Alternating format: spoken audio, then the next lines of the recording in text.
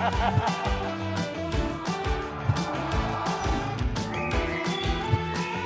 just the mercy watchers, but everybody.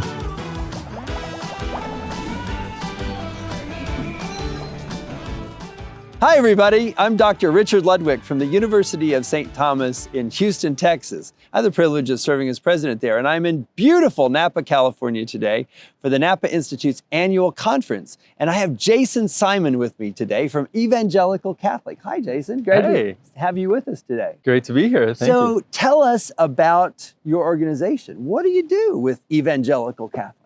Yeah, the Evangelical Catholic was formed in Madison, Wisconsin, doing campus ministry at the UW-Madison. And what we do is we equip lay people to go into the world to make disciples. And so what we found in our work at UW-Madison, we were doing it in person, is the students were very quick to respond to the gospel and to respond to growth and discipleship and formation. And that when we equipped them for evangelization on campus, they went to campus in very creative ways and reached places that the Catholic Center had not reached yet. And the movement just started growing as more lay people reached out to new places on campus. New people came who were working at the Catholic Center didn't know. And they were reaching places we could never have reached. No program that we were running could have reached. And so it was just very exciting. It was kind of like the early church. So what was the secret sauce? What was it that was different about that kind of evangelization? You know, in priestly formation, there's intellectual formation, spiritual formation, pastoral formation, human formation, these four pillars. But when you think about the lay vocation, oftentimes there's not a robust formation. There's not robust training for our post, our jurisdiction, our mission in the world.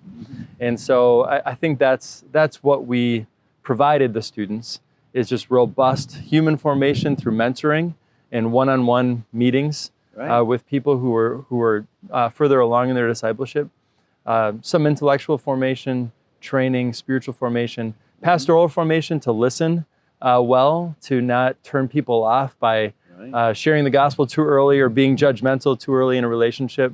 That pastoral formation is key. Sort of helping people learn patience with their brothers and sisters. Yeah, I mean, it happens in the context of a small group that meets for months, and where people grow in friendship and experience the beauty of friendship and prayer together as brothers and sisters. That's where a lot of the formation happens. The organization started there at UW-Madison. Yep. And then has it gone elsewhere?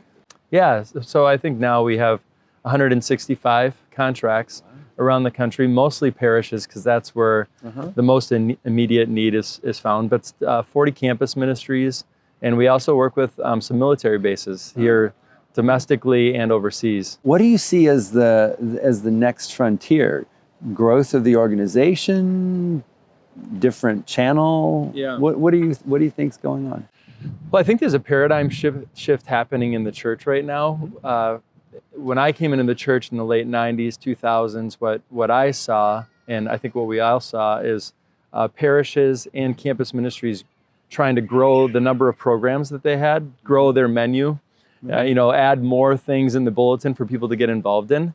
And so they were effectively pulling lay people out of the world and plugging them into the parish. And I think the new apostolic movement in the church is to push lay people out into corners of the world where church workers can't go, where priests can't go, and to train them to be lights, to be salt in those places. Sort of like Holy Father Francis, go to the peripheries, right? Yeah, exactly. So speak to us about the sort of the impetus for the laity to step forward that came from the Second Vatican Council. I mean, it sounds to me like your organization is really answering the call of that council in the mid-60s, and now we're seeing that the Holy Spirit kind of knew what was going to go on and why the laity needed to step forward. Right. Well, that's a big thing that we're trying to bring back to the fore, is the jurisdiction of the laity in the secular, and finding holiness in the ordinary activities of life, and not finding holiness by leaving your job and coming to work for a church, or by getting more plugged into the church. So yeah, it's all there in the Decree on the Laity and Lumen Gentium from Vatican II, John Paul II. And so yeah, we're trying to bring that back. And it's been said, Father Michael Sweeney said, the church lacks an imagination for lay agency.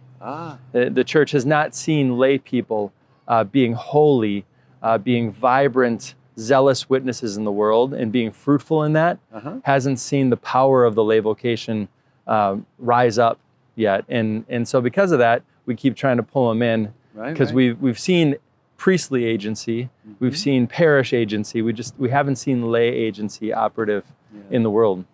Well, God bless you. Thank you. And God bless the work of Thanks so Evangelical Catholic. I'm glad UST, the University of St. Thomas, is part of your family of outreach. Great work. And I want to thank you for joining us today. I've been speaking with Jason Simon today, so thank you, Jason. It's been great to be with you. God bless you.